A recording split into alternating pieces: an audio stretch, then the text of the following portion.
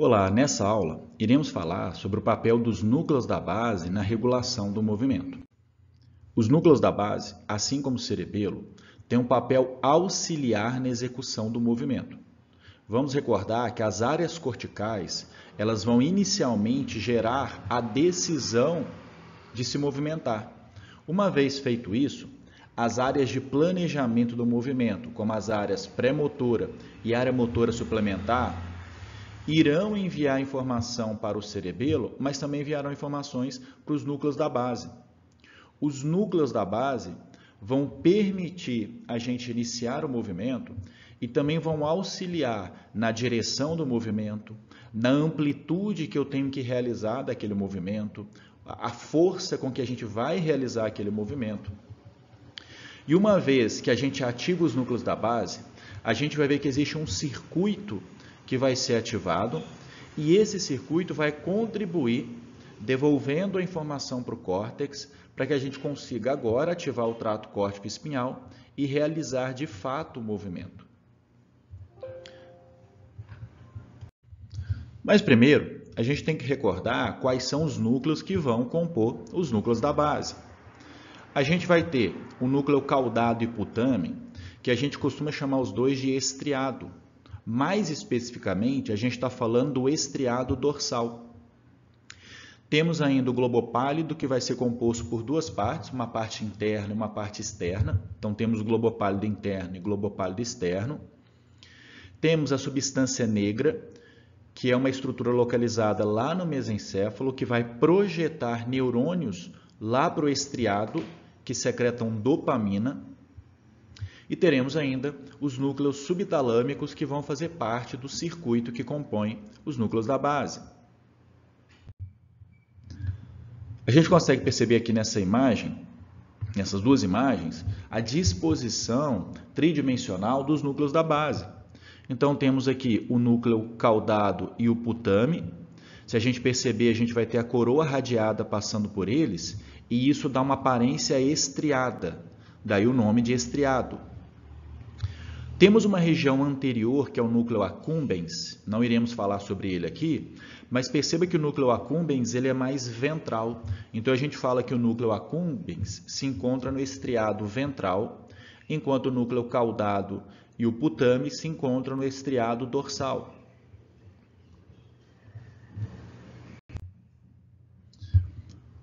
Quando a gente avalia os tipos de neurotransmissores que são secretados pelos núcleos da base, a gente vai identificar o seguinte: existem núcleos que vão ter função inibitória e para isso eles vão secretar GABA, e existem núcleos que vão ter função excitatória e para isso eles irão secretar glutamato. Quando a gente começa a estudar a ativação dos núcleos da base, a primeira coisa que vai acontecer é uma informação que vai vir de áreas corticais associadas à ideação e ao planejamento do movimento. Então, essas áreas corticais vão emitir projeções para os núcleos da base e lá eles irão secretar glutamato e acetilcolina. E aí iremos ativar tanto o putame quanto o caudado. Para os nossos objetivos, a gente vai manter o agrupamento dessas duas estruturas e vamos chamar apenas de estriado. Então, as projeções córtico-estriadas irão se originar de áreas pré-frontal, área pré-motora e área motora suplementar. O estriado, por sua vez, vai influenciar de forma indireta os núcleos ventro-anterior e ventro-lateral do tálamo. E ao fazer isso, a gente vai regular a própria excitação das áreas corticais. Então, os circuitos dos núcleos da base funcionam da seguinte forma: eu emito informações das áreas motoras para o estriado. Do estriado, a gente vai ativar duas rotas, que a gente vai chamar de via direta e via indireta. Essas duas rotas vão terminar modulando a atividade do tálamo, que por sua vez vai retransmitir a informação de volta para o córtex. Então a gente pode chamar isso de via córtico, estriado, tálamo, cortical. Nessa imagem a gente consegue visualizar novamente essas estruturas.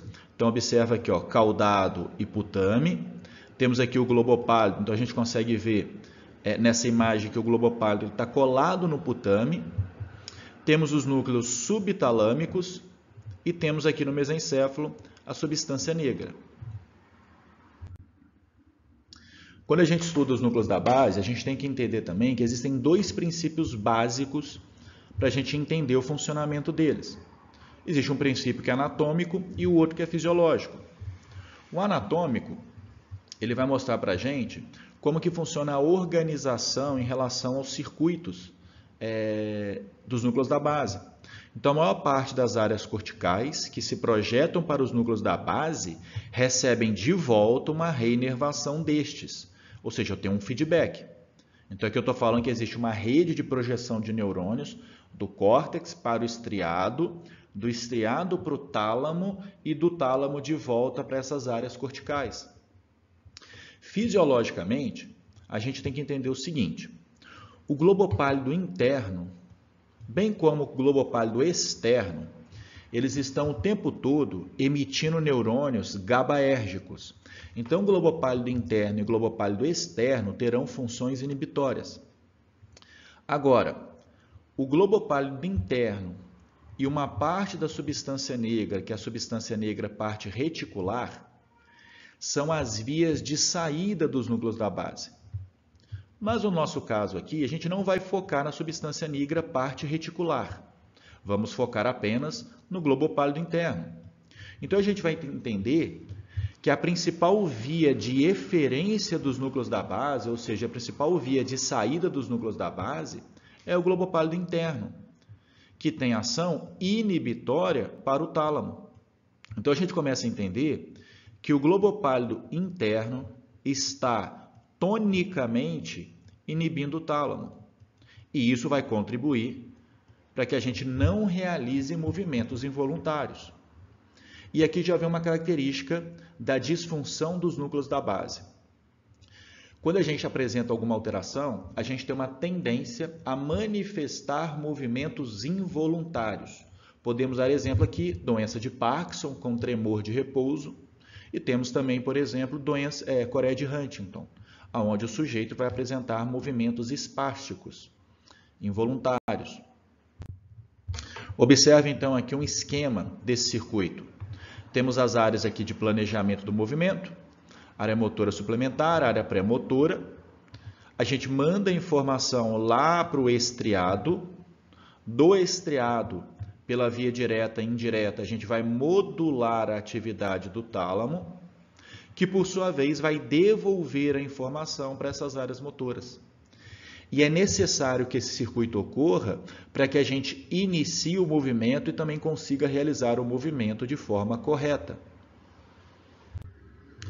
Então, o processamento nos circuitos que vão compor os núcleos da base, ele abrange duas vias, a via direta e a via indireta.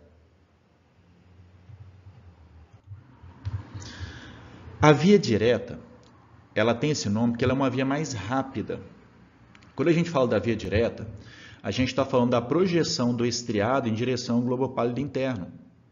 E aí o globo pálido interno, ele vai deixar de inibir o tálamo, e isso vai contribuir para que a gente realize o movimento. Ou seja, a via direta, ela vai gerar uma excitação do córtex motor, o que é positivo para que a gente consiga realizar o movimento. Já a via indireta, eu estou falando de projeção do estriado para o globo pálido externo. E quando a gente avalia a atividade do estriado sobre o globo pálido externo, a gente vai ver que no final eu vou passar a inibir o tálamo, o que vai ser contrário ao movimento. Então, de maneira geral, a via direta facilita o movimento e a via indireta inibe o movimento. Lembra que eu comentei que quando a gente ativa o estriado e ativa tanto a via direta quanto a indireta, a gente vai modular a excitação do tálamo. Além disso, tem uma via acessória, que é a via nigroestriatal, ou seja, uma via que vai originar da substância negra e vai em direção ao estriado e ela vai secretar dopamina. E a gente vai ver que essa dopamina vai modular novamente a via direta e a via indireta. Isso daqui vai ser muito importante. A ativação cortical sobre o estriado leva a consequências antagônicas sobre o próprio córtex cerebral, mediadas por essas duas vias. Vamos pensar o seguinte: qual que é a vantagem de ativar a via direta e indireta, sendo que uma facilita o movimento e a outra dificulta? Primeiro ponto, a via direta é mais rápida, então isso me permite realizar o movimento. A via indireta, ela vai ter uma função também para poder auxiliar na finalização do movimento. Além disso, a via indireta, ela vai bloquear a ativação de movimentos desnecessários. Então, também contribui para que a gente consiga fazer um movimento, né, mais preciso, com maior eficiência. Vamos começar a introduzir essas vias. Olha esse esquema. Eu tenho aqui o córtex, as áreas motoras de planejamento, tenho a ideia para fazer o movimento. O que a gente faz? A gente vai excitar o estriado. Quando eu excito o estriado, eu vou ativar a via indireta, que seria essa, a via direta, que seria essa daqui, e a via indireta. Vamos analisar primeiro a via direta. E aí só um adendo. Os neurônios que se originam do estriado são neurônios inibitórios, são neurônios GABA. Então, quando a gente ativa a via direta, a gente vai inibir o globo pálido interno. E aí vamos lembrar que o globo pálido interno estava inibindo o tálamo. Então, quando a gente inibe o globo pálido interno, a gente vai deixar de inibir o tálamo. Com isso, o tálamo consegue excitar as áreas corticais, o que vai contribuir para que a gente realize o movimento. Agora vamos analisar a via indireta. Da mesma forma, a gente está excitando a via indireta, que por sua vez vai inibir o globo pálido externo. Mas o globo pálido externo, ele estava inibindo o subtalâmico. Então, quando a gente inibe o globo pálido externo, a gente deixa de inibir o subtalâmico, que por sua vez passa a excitar o globo pálido interno. Quando a gente excita o globo pálido interno, ele volta a inibir o tálamo. Por isso, então, que a via indireta é uma via que é contra o movimento. E aí vamos observar o seguinte: o córtex cerebral, quando a gente ativa ele vai vir aqui e vai excitar o núcleo subtalâmico. Então, o córtex cerebral, quando a gente manda fazer o movimento, ele também ativa o subtalâmico, que por sua vez vai resultar na inibição do tálamo. Qual que é a vantagem disso? Novamente, é permitir que a gente finalize o movimento na amplitude correta, na força correta, na velocidade correta. A gente vai aprofundar um pouco mais para tentar entender esses circuitos. E perceba que ainda tem aqui a substância nigra, parte compacta, secretando dopamina. E aí a gente vai ver a diferença entre eles. Mas só para começar a apresentar isso. Na via direta, nós temos receptores D1. E na via indireta, receptores D2. Então aqui a gente já começa a ter uma ideia da atuação deles. A dopamina na via direta tem ação excitatória e na via indireta ela tem ação inibitória, graças ao tipo de receptor. Aqui nessa imagem, vocês podem fazer uma pausa, a gente vai ter aqui esse circuito sendo explicado. Vamos tentar então agora ver de uma forma mais esquematizada, passo a passo. Então a gente tem aqui as estruturas. Em situação de repouso, a gente tem um globo pálido interno inibindo o tálamo. Isso é importante para que eu não realize movimentos involuntários. Mas quando eu tenho a ideia para fazer o movimento, eu vou excitar o estriado. Logo após essa excitação, a gente vai inibir o globo pálido interno, porque lembra, o estriado tem neurônios GABA. Ao inibir o globo pálido interno, eu deixo de inibir o tálamo. Agora, o meu tálamo passa a excitar o meu córtex motor e, com isso, a gente manda o comando, a gente envia o comando para realizar o movimento. Então, perceba que agora que os núcleos da base me liberaram para poder realizar o movimento. Vamos adicionar aqui uma outra parte nesse circuito. O globo pálido externo, ele está tonicamente inibindo o núcleo subtalâmico. Ao mesmo tempo que a gente ativa a via direta, a gente também ativa a via indireta. E aí o que acontece? Eu vou inibir o globo pálido externo, deixarei de inibir o subtalâmico irá excitar o globo pálido interno e a partir daqui a gente voltaria a inibir o tálamo, que por sua vez iria bloquear ou reduzir a excitação do córtex motor. E aqui vai entrar uma parte muito importante nesse circuito, que é a dopamina, proveniente da substância negra, parte compacta. Quando a gente ativa esse circuito, a substância negra também é ativada e ela vai secretar dopamina lá na via direta. Na via direta eu tenho um receptor D1 e eu vou ter uma ação excitatória. Só que eu vou excitar neurônio inibitório. Ao excitar o neurônio inibitório, eu vou inibir mais ainda o globo pálido interno, o que vai contribuir mais ainda para a realização do movimento.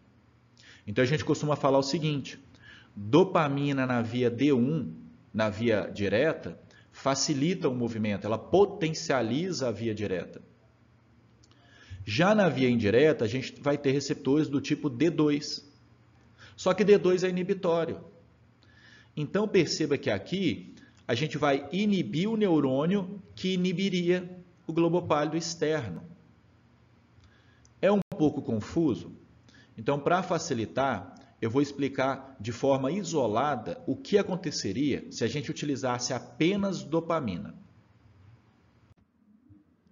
Agora, então, vamos falar sobre a participação da substância negra, desconsiderando as vias corticais para o estriado. A substância negra vai secretar dopamina lá para o estriado e vai ativar as duas vias. Na via direta, quando a gente secreta dopamina, a gente vai ativar receptores D1 que são excitatórios. Com isso, a gente vai excitar os neurônios inibitórios do estriado, que por sua vez irão inibir o globo pálido interno. Assim, o globo pálido interno vai deixar de inibir o tálamo, que por sua vez vai passar a excitar o córtex motor. Agora vamos analisar na via indireta. Só que primeiro vamos só recordar uma coisa. Quando eu ativo o estriado com as informações provenientes do córtex, a gente vê que o globo pálido externo deixa de inibir o subtalâmico, porque ele vai ser inibido. Com isso, o subtalâmico passa a excitar o globo pálido interno, que voltaria a inibir o tálamo. Com isso, a gente deixaria de ativar o córtex motor, o que seria contra o movimento. A dopamina nessa via, olha o que ela vai fazer. Eu vou secretar dopamina e vou ativar receptor do tipo D2. E aí, se a gente observar, D2 ele é inibitório. Então, eu vou inibir o neurônio inibitório para o globo pálido externo. Se eu tirar essa inibição, o globo pálido externo volta a inibir o subtalâmico. Com isso, o subtalâmico deixa de excitar o globo pálido interno, que por sua vez deixa de inibir o tálamo. Então, veja que a dopamina na via indireta em situações normais, ela também contribui para o movimento. Então, resumindo, quando a gente ativa a via direta, no contexto geral, a via direta favorece o movimento. Se eu ativar a via indireta, ela seria contrária ao movimento. A dopamina inibe essa ativação da via indireta. Então, isso contribui para o movimento.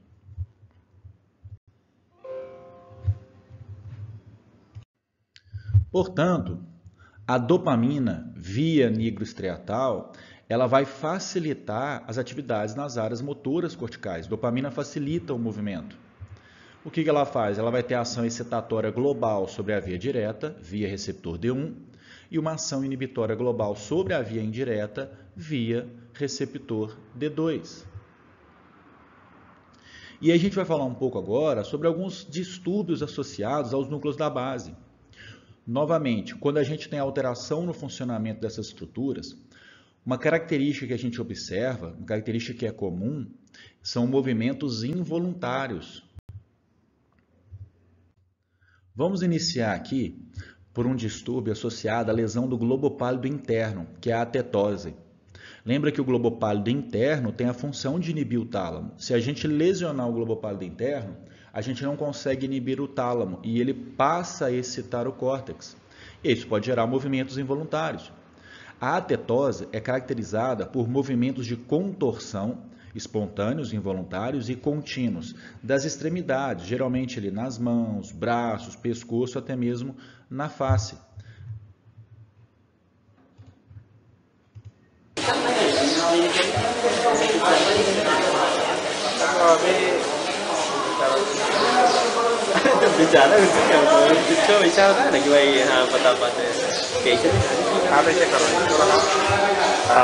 और दूर ले जाओ, हाथ दूर लो, मेरे तरफ आओ।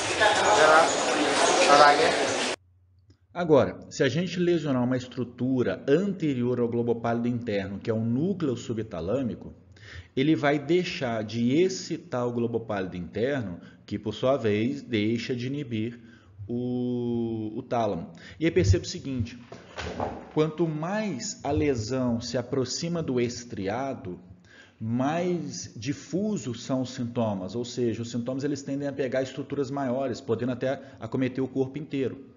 Lesão do núcleo subtalâmico vai gerar uma condição chamada de hemibalismo, que são movimentos violentos, ritmados e de grande amplitude, especialmente nos membros de um lado do corpo. Então, por exemplo, pode pegar a perna, o membro inferior como um exemplo, o membro inferior direito, o membro superior direito, e também pode acometer a musculatura da face. Aqui a gente observa novamente um aumento da atividade tálamo-cortical. The movements of hemibalismus involve the arm and leg on one side and are usually contorting and continuous and of a rotatory nature. Hemibalismus also merges with hemichorea. The abnormal involuntary movements of hemibalismus usually come about as a result of a CVA. The lesion usually involves...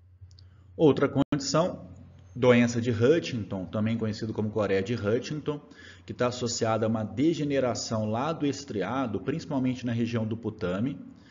Hoje a gente sabe que essa doença é uma doença genética, que vai estar associada aqui a uma alteração no braço curto do cromossomo número 4.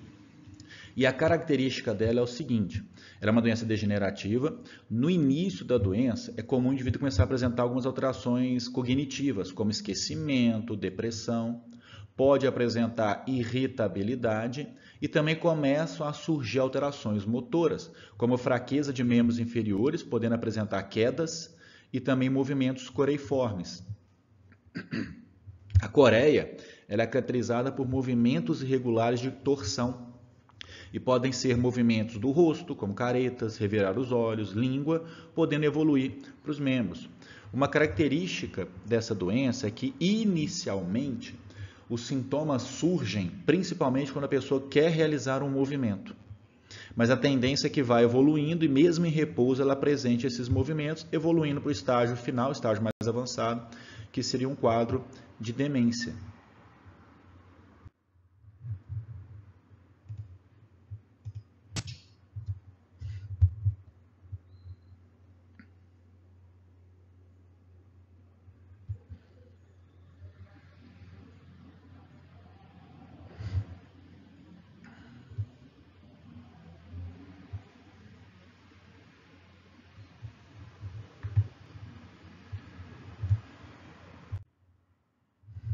Por fim, temos a condição neurodegenerativa mais prevalente na sociedade moderna, que é a doença de Parkinson. Ela é a condição neurodegenerativa que mais acomete os idosos. A doença de Parkinson vai estar associada a uma degeneração da substância nigra na parte compacta. Então, aqui a gente observa uma deficiência de dopamina. A gente sabe hoje que a doença de Parkinson também envolve degeneração de neurônios colinérgicos. Então, o paciente também apresenta declínio de acetilcolina. A doença de Parkinson ela vai ser caracterizada por rigidez, por bradicinesia ou acinesia e por tremores. Então, o paciente com doença de Parkinson, ele tem tendência a ter uma lentidão para iniciar o movimento, ele reduz a amplitude e a força dos movimentos, que é a bradicinesia, e uma característica que é muito visível, muito comum, é o tremor de repouso. Então, é um tremor que tende a aumentar com o repouso e tende a reduzir com o movimento. No entanto, à medida que a doença progride, mesmo com o movimento, ele continua apresentando os tremores. This man has had advanced Parkinson's disease for approximately 15 years and has undergone bilateral subthalamic nucleus deep brain stimulation approximately 6 months previously. He is seen now after overnight withdrawal of medication and after keeping stimulation off this same time. On examination, E uma coisa que pode chamar a atenção nesse vídeo é a expressão facial dele. Perceba que ele não tem muita expressão. A musculatura da face é muito acometida. Então ele apresenta essa rigidez e essa falta de movimento, essa acinesia. Em relação ao Parkinson, hoje se sabe que uma possível causa de uma condição, de uma doença de Parkinson, é o acúmulo de um aglomerado de proteínas que deriva de um dobramento incorreto de uma proteína chamada alfa-sinucleína. E aí, quando ela aglomera, a gente dá o nome de corpos de Levy. E é um fato curioso aqui, interessante, é que existe um tipo de demência chamada demência de Levy, que também vai estar associado ao acúmulo dessas substâncias. Então, um indivíduo com doença de Parkinson também pode evoluir para um quadro de demência. Então, ele é caracterizado por rigidez, que é o que a gente chama de rigidez em roda dentada, tremor involuntário, que a gente chama de tremor de contar pílula, com uma frequência em torno de 3 a 5 Hz, dificuldade interna para iniciar movimento e movimentos lentificados, que é a bradicinesia, instabilidade postural, ele tem reflexos posturais alterados, lentificados, então ele tem um risco maior de queda. Para isso, quando ele vai caminhar, ele tem uma tendência a jogar o tronco para frente.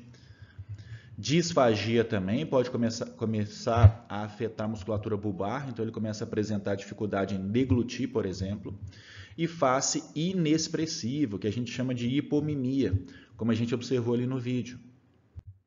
E aí tem 3 características que a gente chama de tríade clássica dos sintomas parkinsonianos, que é o tremor de repouso, rigidez em roda dentada, que essa imagem ilustra isso, Você vai tentar fazer aqui uma extensão do punho e ele vai travando como se fosse uma engrenagem.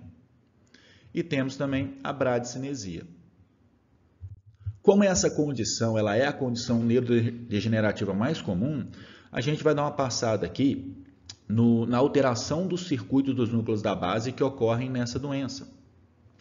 Então, o que a gente tem? A gente chegou até aqui, vimos que a substância negra ela está ativando o receptor D1 na via direta, isso está inibindo o tálamo, estamos deixando de inibir o tálamo, e temos aqui a ativação de receptor D2 na via indireta, que é inibitório, e ele está inibindo a via indireta, com isso a gente está deixando de inibir o tálamo. Então, dopamina nas duas vias está sendo a favor do movimento. Só que a gente tem uma degeneração dos neurônios dopaminérgicos no Parkinson. Então, a gente perde esse reforço da via direta. Com isso, é mais fácil esse globopálido conseguir inibir o tálamo. E a gente perde a inibição da via indireta. Com isso, novamente, fica mais fácil para o núcleo subtalâmico excitar o globopálido interno. Então, essa é a grande característica do Parkinson, a dificuldade para poder realizar o movimento.